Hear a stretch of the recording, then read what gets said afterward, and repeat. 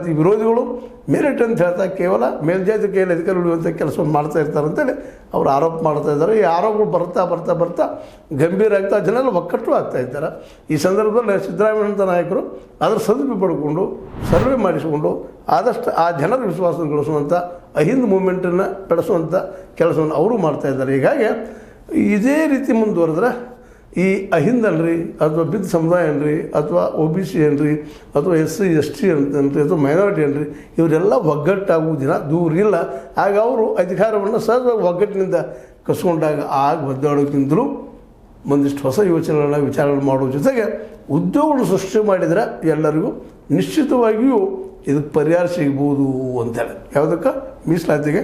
ಮತ್ತು ಎಲ್ಲರಿಗೂ free education ಕೊಟ್ಟರಂತೂ ಭಾಳ ಬೆಸ್ಟ್ ಹೈಯರ್ ಎಜುಕೇಷನ್. ಬರೀ SLC PUC ತನಕ ಅಲ್ಲ.